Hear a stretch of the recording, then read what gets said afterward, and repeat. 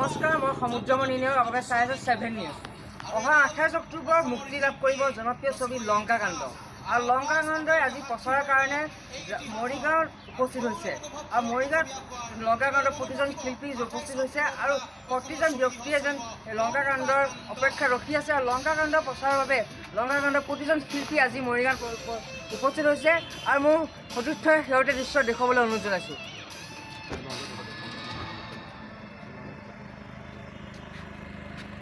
যুৱ প্ৰজন্মৰ হাত সকলোৰে নয়নৰ মণি জুবিন গাৰ্গে কেইবাটাও গীতত কণ্ঠ নিগৰোৱাৰ উপৰিও দিকচু নীল আকাশ দীপলিনা ডেকা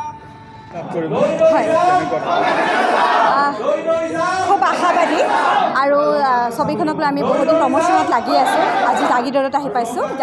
জাগিৰোড মৰিগাঁও উজনি অসমত নামনি অসমত চাৰিওফালে গৈ আছোঁ। আৰু আমি যোৱাৰ আগতে লংকাকাণ্ড নামটো অলৰেডি মানুহবিলাকৰ মুখত আহিছে। সেইটো আমাৰ বাবে খুব পজিটিভ পইণ্ট এটা। আৰু অসমবাসীয়ে আশা কৰিছে এখন ভাল ছবি চাব বুলি। আৰু ডাঠি ক'ব পাৰোঁ যে লংকাকাণ্ডৰ পৰা আপোনালোকে নতুন এটা ফ্লেভাৰ পাব, এটা পাৱাৰ পেক, য'ত অসমৰ জাতি মাটি ভেটিক লৈ পেলাই বিষয়বস্তু, তাৰ লগতে যিখিনি অলংকাৰ, ফাইট, ৰোমাঞ্চ, নৃত্য, গীত, সেই গোটেইখিনি সমাহাৰ ঘটিছে।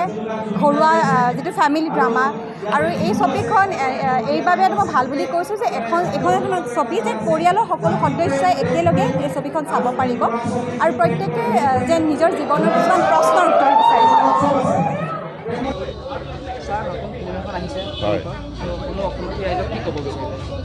অহা 28 অক্টোবৰত অসমৰ প্ৰতিটো ছবিগৃহত আমাৰ লংকাকাণ্ড ছবিখন মুক্তি পাব।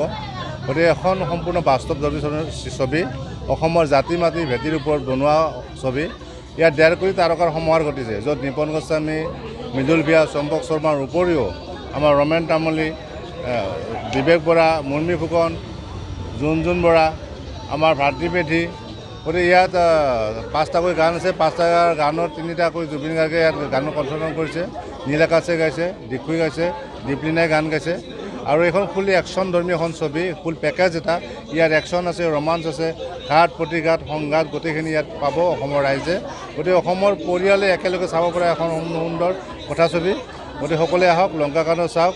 আৰু চাউথৰ 15জনীয়া টীম এটা আহি ইয়াত একশ্যন ফাইট কম্প'জ কৰিছে। গতিকে সকলোৱে আহক, লংকাকাণ্ড চাওক। খুব ভাল পাব এখন ছবি। প্ৰথমতে মই কওঁ 28 অক্টোবৰ আমাৰ ছবিগৃহলৈ লংকাকাণ্ড আহি আছে। অসমবাসীয়ে চিনেমাখনত সকলো ধৰণৰ পাব, ৰোমাঞ্চ পাব, একশ্যন পাব। আৰু এখন কমাৰ্চিয়েল চিনেমা হয়। সকলোৱে আহি ঘৰৰ বাই ভনী, দেউতা মা, আমি সকলোৰে লগত চিনেমাখন উপভোগ কৰিবলৈ পাম। আৰু এটা বহুত ধুনীয়া মেছেজ আছে, সেইটো আপোনালোকে 28 অক্টোবৰত আহি ছবিগৃহত দেখিবলৈ পাব।